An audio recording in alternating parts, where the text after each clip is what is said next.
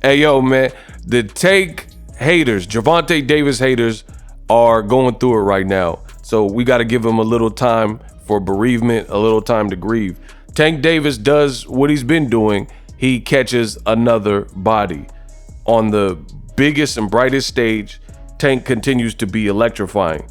Now, Boxing Ego, the best in the business, and it's not even close. I told you guys, I'm him when it comes to boxing. Stay tuned to the end of the video. I will prove it. Everything I said in my watch party was exactly what was going on. So you guys can believe me, or you can believe them, Brand X, other content creators who can't get a prediction right, can't get any of their assessments right. I called this fight down the middle. I told you guys before the fight, I am a fan of both Frank Martin and Gervonta Davis. When I give a fight prediction, it's nothing personal. In the words of Nino Brown, it's always business. It's never nothing personal. You know? So I like Frank Martin. He can bounce back if he's mentally prepared, but that was a nasty, brutal knockout. And I got more content coming through on the page, on the channel, so you guys will get a preview into my mind of how I keep getting it right and what I seen in my assessments. But nonetheless, the haters continue to hate and try to find new excuses and move the goalposts for Gervonta Davis, and I find it hilarious. Now, the funny thing is, I'm 15 steps ahead of all of the haters. I knew this was coming. I predicted Gervonta to win by knockout. Anybody who asked me, that was always my prediction. Despite liking Frank Martin, it's business. So I got to give you my honest opinion if I'm going to put an opinion out there. I knew how this fight was going to play. I felt one big thing that people forgot to mention in their breakdowns, but leave it to your boy Ego, was experience. I don't think many boxing fans, they get a lot of, what separates me is a lot of boxing fans, they ride high on emotions. I'm not a overly emotional dude, you know, so I can curb my emotions, personal feelings, and give you an educated breakdown and a rational, logical breakdown of what is happening in this sport of boxing. Unfortunately, there's many men in the world of boxing that cannot do that. They cannot simply put their hate, their jealousy, their envy, their emotion. These are all emotions. Everything I just said was an emotion. They can't put it aside to give a realistic breakdown. That's why I'm the best in the business, and they falter. This fight was easy for me to predict.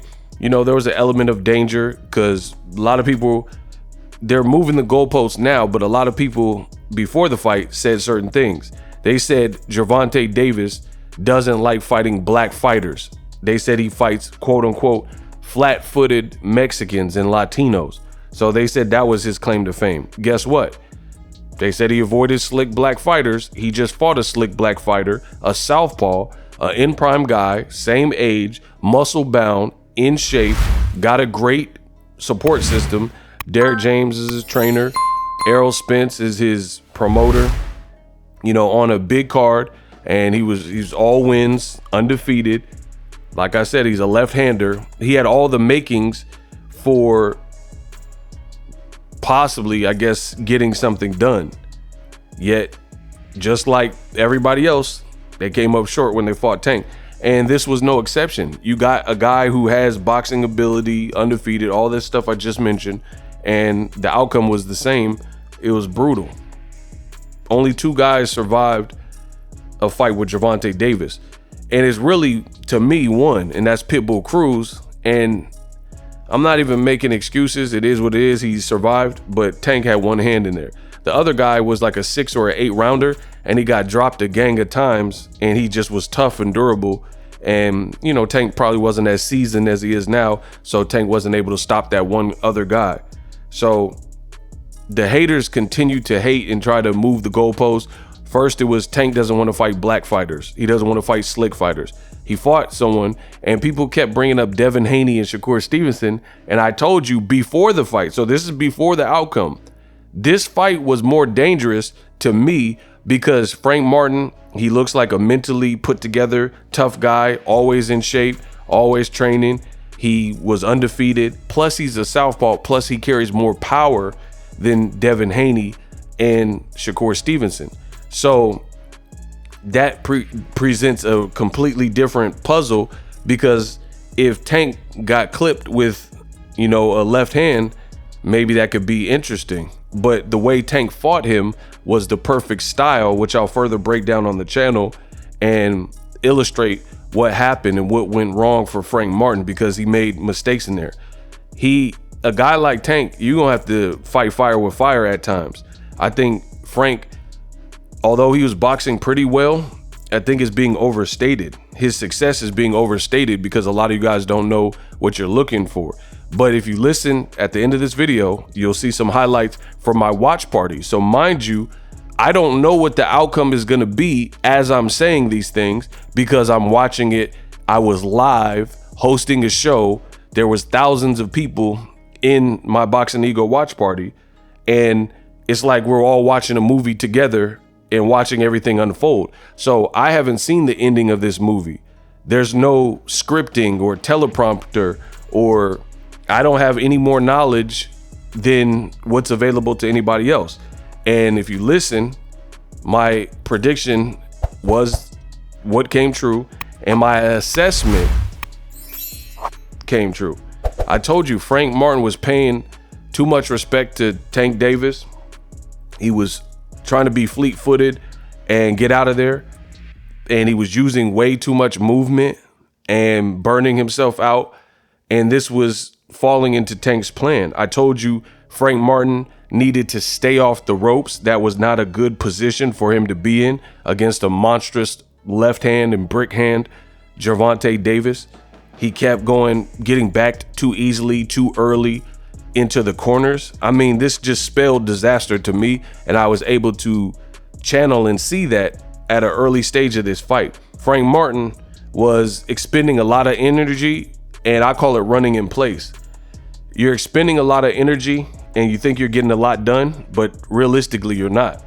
And that's why I say it's being overstated. A lot of people are like, oh, Frank Martin, he did so well. I mean, I guess I'm not saying this to bash Frank Martin, because I told you at the beginning, I like Frank Martin, but people are overreacting to the level of success he had.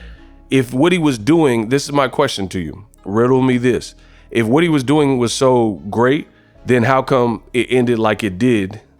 And Tank Davis kept honing in and getting closer and closer and closer, even before round 8 even happened. Because I think it was round 7, he got hurt in round 7. Some people didn't notice that. He started to slow down. So he says in the post-fight, Frank Martin said that he got too comfortable. I don't see how you were getting more comfortable, because you were flattening out and Tank's pressure was busting pipes. And he was getting closer and bridging the gap. In the first 3 rounds, Frank Martin, full of energy, he was making it harder to hit and he was countering, but he started getting broken down little by little. And it's so funny to see the Tank haters spin out of control and do all this, what I call damage control, to further hate and move the goalposts. Luckily, I'm 15 steps ahead of all these bums in boxing, so I have screenshots, and you guys will have seen them in this video. The screenshots are all these people who were picking Frank Martin because I knew this moment was coming. And when Tank Davis did the deed, now people are going to switch up, and you guys seen it on the screen. They're going to switch up and say, oh, come on, Ego. Everybody knew Tank was going to win. No, we're not doing that. There were a lot of people backing Frank Martin. And I know, because I'm a popular content creator on multiple platforms. My Instagram, 50,000 plus. My Facebook like page, 50,000 plus. Twitter, 10,000 plus. YouTube, 300,000 plus. I'm multi-platform, so I get comments from all these different social medias, and I've seen a lot of people who are backing Frank Martin. But these beta males, they have no integrity.